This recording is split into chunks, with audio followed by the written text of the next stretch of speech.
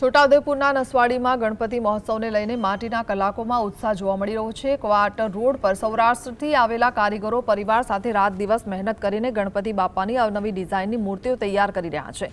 અત્યાર સુધીમાં અંદાજે 70 થી 80 જેટલી મૂર્તિઓ તૈયાર કરવામાં આવી છે। કોઈ મૂર્તિને આકર્ષક ડિઝાઇન આપવામાં આવી રહી છે તો કોઈને સુંદર રંગો અને શણગારથી અંતિમ સ્વરૂપ અપાઈ રહ્યું છે।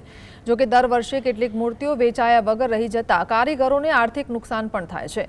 તેમ છતાં આ વર્ષે સારા વરસાદના કારણે ગણપતિ સ્થાપવાના પંડાલો વધશે અને મૂર્તિઓનું વેચાણ સારું રહેશે તેવી કારીગરોને આશા છે। કલાકારોની મહેનતને હવે લોકોના સહકારની અપેક્ષા છે।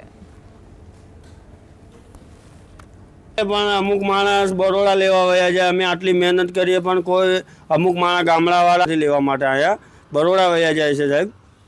એટલી નર્મે શું આશા રાખો છો તમને આ વર્ષે? આશા આ વર્ષે તો હવે ભગવાન ઉપર ગણપતિ દાદા ઉપર આશા છે। ભગવાન દેશે તો લેવું, બીજું શું કરીએ, મહેનતનું ફળ મળે। છોટાઉદેપુર જિલ્લામાં ગણપતિ બાપાની મૂર્તિઓની તૈયારીઓ કારીગરો કામે લાગ્યા છે। આપ તસવીરોમાં જોઈ રહ્યા છો, આ જે કારીગરો છે પરિવાર સાથે સવારથી જ મૂર્તિ બનાવવામાં લાગી જાય છે અને દ્રશ્યોમાં જોઈ રહ્યા છો ગણપતિ બાપાની અલગ અલગ મૂર્તિઓ બનાવવામાં આવી રહી છે।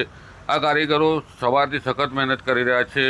હાલ તો ગણપતિના તહેવારને ગણતરીના મહિનાઓ દિવસો બાકી રહ્યા છે, ત્યારે આ પરિવાર જે છે તે મહેનત કરીને આ મૂર્તિને તૈયાર કરી રહ્યું છે અને અલગ અલગ પ્રકારની મૂર્તિઓ બનાવવામાં આવી રહી છે। ત્યારે ગણપતિના તહેવારની હવે જે ઉત્સાહ છે તેની તૈયારીઓમાં કારીગરો લાગી ગયા છે અને ચારેકોર મૂર્તિઓ બનાવવાની કામગીરી ચાલુ છે। રફીક ધણીવાલા, GSTV, છોટાઉદેપુર।